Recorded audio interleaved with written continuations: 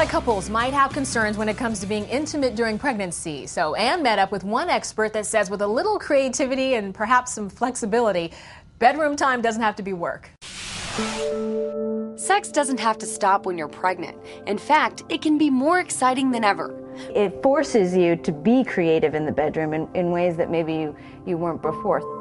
Gina Norman and her husband Stan Woodman own and operate Kaya Yoga Centers in Southern Connecticut and have studied Kama Sutra. The Kama Sutra is not just about sexual poses that you can do, but it's about connecting, and connecting through the breath, connecting through physical body, and connecting in that way so that then you can be clearer and more focused as you start a family.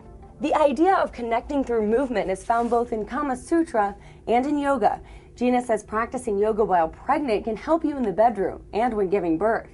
By playing around and being free in your hip movement and your spine movement when you're having sex with your husband is just almost an extension of it as you give birth. And yoga can facilitate so much of that. Gina says there are 3 good basic positions for couples during pregnancy. One of the positions that as you get bigger in pregnancy is on all fours, and that sexual position from behind is actually what we do when we do prenatal yoga. We do cat and cow.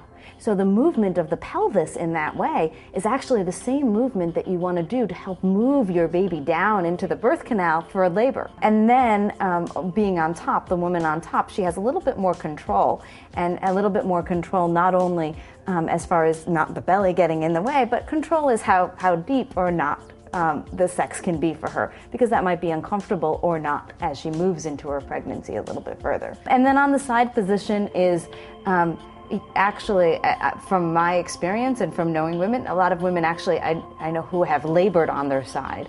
And I'm not sure exactly why I didn't, but that seems to be a popular way to labor as well. If you'd like to experiment some more, Gina says use your space. Using the space that you're in can be creative, meaning like using the edge of the bed. And, you know, because even on all fours it's a harder position to hold, and a lot of women experience carpal tunnel. And carpal tunnel during sex a lot of weight on your wrists during sex can be actually quite uncomfortable. So instead, you're doing almost like a down dog position at the end of the bed so that your spine is extending, your hands are on the bed, and you're in that same kind of all fours sexual position, but not as much weight bearing on your arms. Using a chair as a ledge so that you can bring one leg up and meet your partner in a different way that doesn't have to be front to front, but can open the hips and all, which is really what you're going to be doing when you're in labor. And in the end, the connection you build in the bedroom will prepare you for what's to come. Through loving kindness and compassion towards others, ultimately we become more enlightened and more self-aware. So the Kama Sutra is the ultimate example of that. It's in sexual practice, it's not only your pleasure, but it's the pleasure of your partner.